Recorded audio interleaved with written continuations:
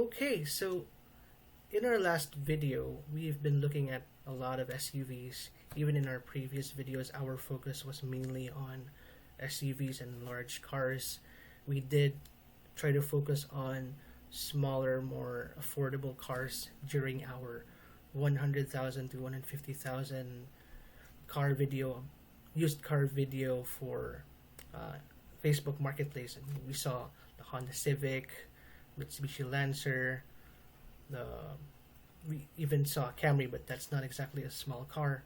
However, if you're looking to buy a small car, especially in today's economy where it's just so hard when it comes to fueling up, the gas prices keep rising, diesel is super expensive. So, what can you do? Can you just buy a brand new EV? Well, EVs are incredible, especially the EVs that we have today from BYD and Tesla. They're definitely some really good vehicles, especially in terms of technology. They might, some people might overlook that these vehicles are some of the heaviest cars in the market, thanks to the battery, but that's a topic for another video. Well, if you're not in the market for an electric vehicle, you could be in a market for a small gas-powered vehicle instead. So maybe you have a way better chance of finding an affordable used small car in the Philippines. So the question now is, if you're shopping for a small car, what are the best options out there, especially here in the Philippines or in Southeast Asia? So we have this article from Autodeal, which is one of the top media sites in terms of covering cars, reviewing cars, also selling cars online.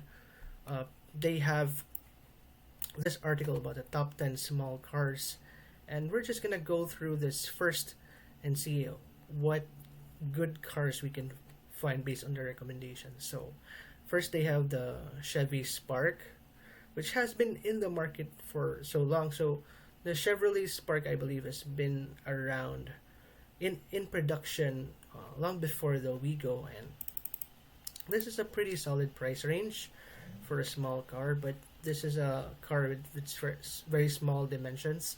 The only disadvantage I'm thinking about with the Chevy Spark is that it's the parts availability. So compared to other car brands here in the Philippines, General Motors doesn't have as big of a presence as your JDM brands or even Ford.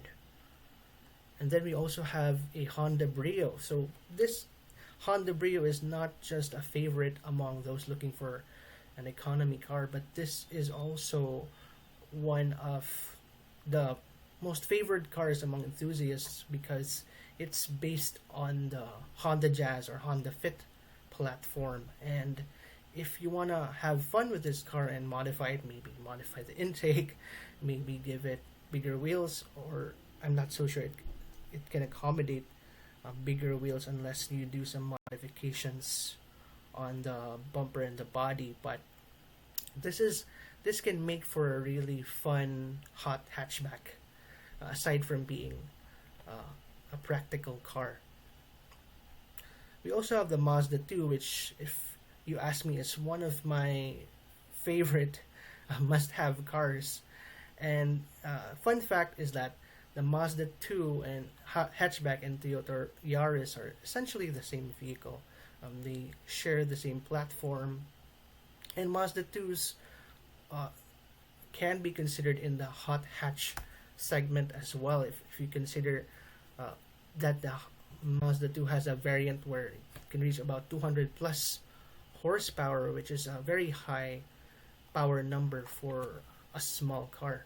So it's another fun car on the list. But it's kind of expensive brand new, and because Mazdas hold their value very well, you can expect they're not going to be the most affordable used cars to buy, especially when compared to other smaller cars. Alright, so Mirage hatchback, not the G4, but the Mitsubishi Mirage hatchback. So it's not the first time I saw this car. I see this car so much here in Cebu. It's a popular starter car for anyone, especially if you're a new driver and you live in the city. It makes so much sense to get a Mitsubishi Mirage, and I believe I also covered this in Medium. And one of my first car articles on Medium was comparing a Mitsubishi Mirage to a Nissan Navara, and I argued that if you live in the city, you might as well just get a Mitsubishi Mirage, and it accommodates the same number of people. And if you're a Filipino, the legroom won't really bother you that much. And at this base price of 700K, this is actually expensive already, especially if you compare it to 2-3 years ago. But this is what you can expect from brand new cars, even the small ones, I guess, to start at this price range. Well, I remember a video that Doug DeMuro did on the Mitsubishi Mirage, and one thing that he found was that in the speedometer, it had the speedometer went the highest speed that was in that speedometer was around, I think, 120 miles per hour, and he said that you're not really gonna reach those speeds in a Mitsubishi Mirage anyway. So what's the purpose of having 122 miles per hour reading in that speedometer gauge? Well, the reason is that doesn't make sense to make a specific speedometer or gauge cluster for the Mitsubishi Mirage. You might as well just borrow from other cars and just slap that gauge cluster there, and not change the top speed. So they also have the G4 sedan, which is the base model is not that far off in price, brand new. Mitsubishi Mirage G4 is also a very popular car and one of the top selling cars in the Philippines. They're kind of neck and neck with the Toyota Vios in terms of the best selling sedans, because they offer just everything you need from a practicality perspective. Might not be the most utilitarian vehicle. There's not much space in terms of the trunk, but if you just need, especially if you live alone or don't really have kids, you might as well just get a Mitsubishi Mirage G4 if you want just a base level of comfort, convenience, and good gas mileage. Then the Suzuki Celerio, which is even more affordable than the Mirage hatchback. It's also a very small vehicle, and I'm not sure if this qualifies as a K car, because they have a specific displacement of K cars where it's way less than 1 liter, and as a result, these vehicles are very fuel efficient, or just consume a lot of gas. They don't consume a lot of gas. And then you also have the Desire, which is, I think, this made on the same platform as the Celerio.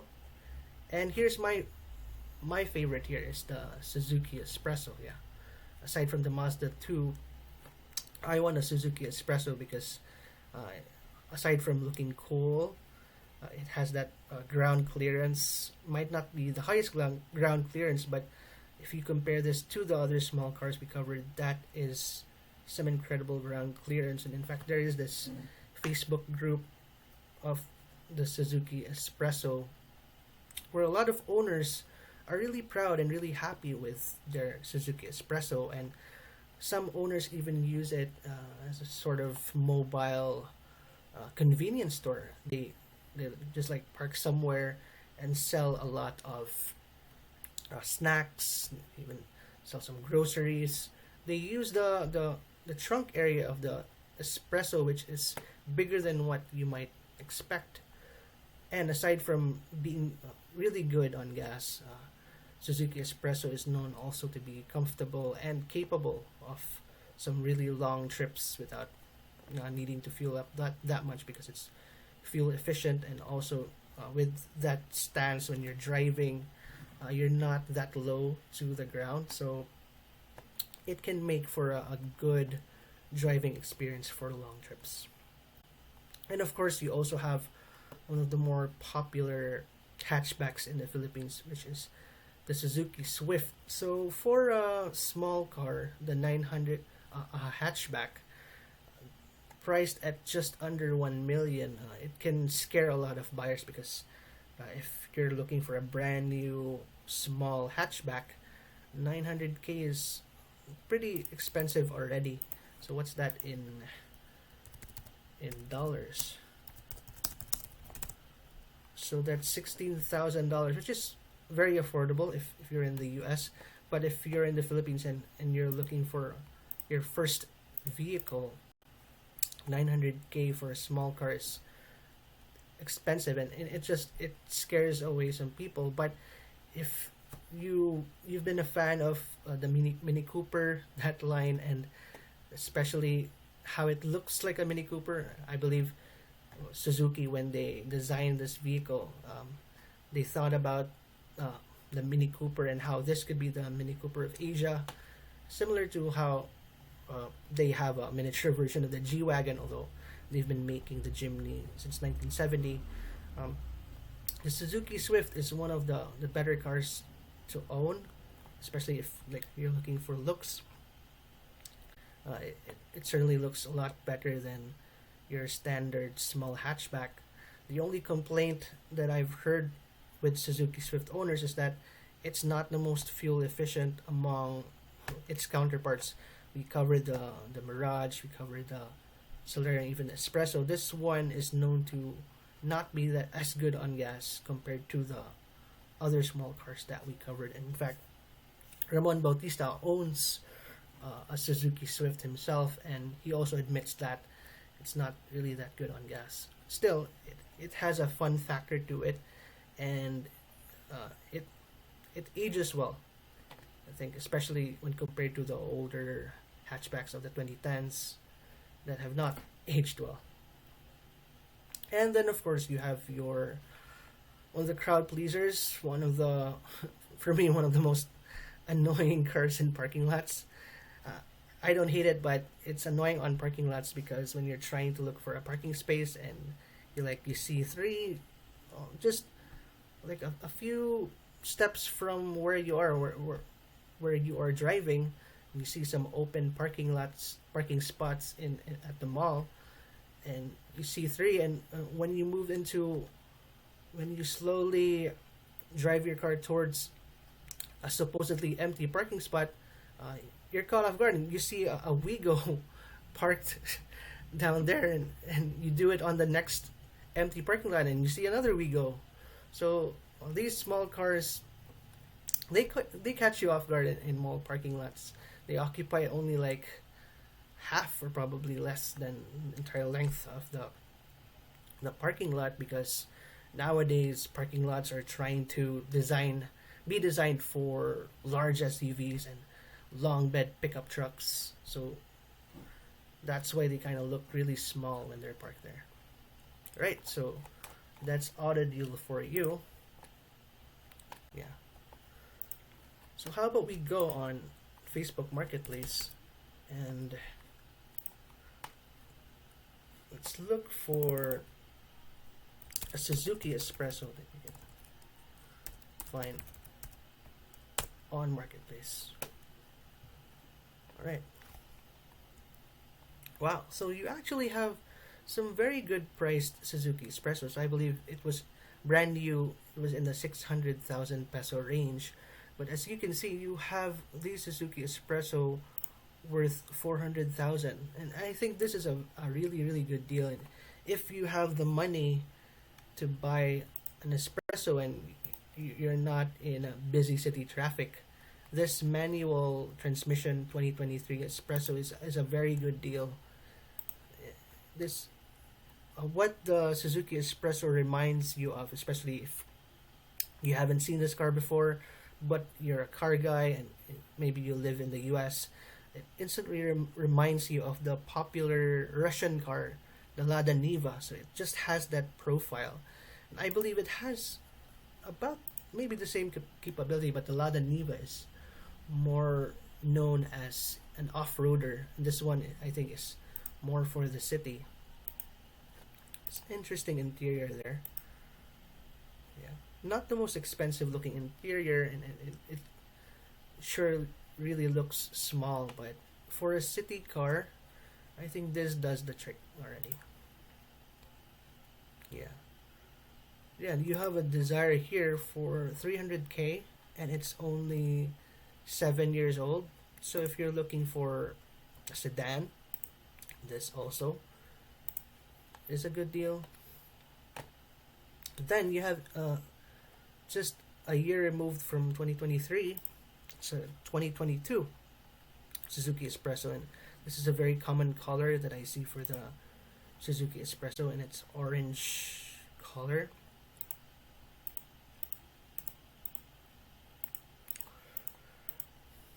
And that's a pretty good looking upholstery there. I think that's probably a seat cover, if I'm not mistaken. I don't know, maybe it's a high end variant. Not so familiar with the interiors of the Espresso, but as you can see, it's been well maintained the last 4 years. And 390k, and if you're looking for a very low cost of ownership, maintenance, I think this is a very, very good deal for you if you go for a 2022 Suzuki Espresso. Right. What if you wanted a used Jimny, right? So maybe you're more of the off-road kind of guy. Maybe you don't want any of the hatchbacks that we talked about earlier.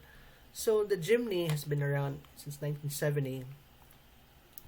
They have stopped selling this in the U.S., and that kind of makes a lot of Americans mad because the Suzuki Jimny is still one of the most popular, if not the most popular Suzuki vehicle, and it's probably the go-to mini small 4x4 in the entire market.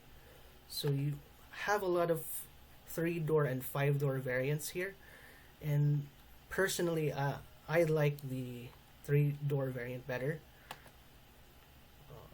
except that it has less space, but as far as looks go, the 3-door Jimny is way better. So you have this 2014 model that's worth 490k, so it shows you that it does hold its value quite well, and there are a lot of enthusiasts that would go for the Jimny. Yeah, a lot of good Jimnys in Cebu, and it's a car I see every day and I'm driving, and yeah, you can't help but look at some of these Jimnys because they're outfitted with some really good accessories, and they have the biggest tires, the thickest tires you've ever seen on a small car. Yeah, how about this? So this Jimny is, yeah, automatic transmission, and the owner had to label it as not flooded. I understand because we had a really terrible typhoon late last year, and a lot of cars were just flooded. Thankfully, this Jimny, according to the owner, is not flooded. In fact, it has a 4-inch lift. It has a lot of customizations like the horn and the snorkel. So this one can really go through like the swamps, the rivers, has that snorkel intake.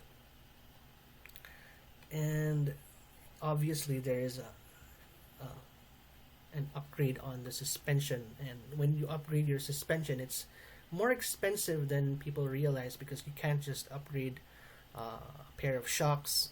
You have to upgrade your entire under chassis to really see good effects and also have durability. You can't just upgrade control arm or specific sway bar. You gotta upgrade the entire setup, and they have many automotive shops in Cebu offer a suspension upgrade, and that's why it can cost really really high, like 100,000 pesos or even more for suspension upgrade kits. This one looks really good, and I'm not surprised why the owner priced it at this much. So maybe if you're looking for a fun small car, not necessarily affordable, this Jimny is a good choice. The interior is red.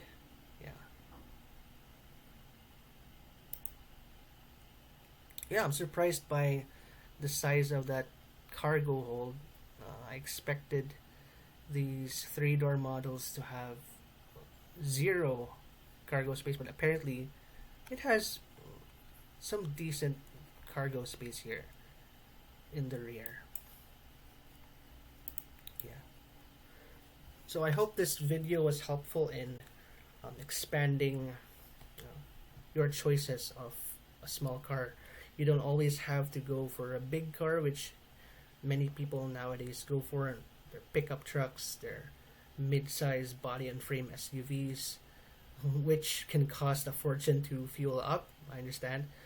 So that's why a lot of used car buyers, especially those who can't afford electric vehicles, they would go for small traditional gas-powered cars instead, which cost way less to maintain, fuel up, and generally own.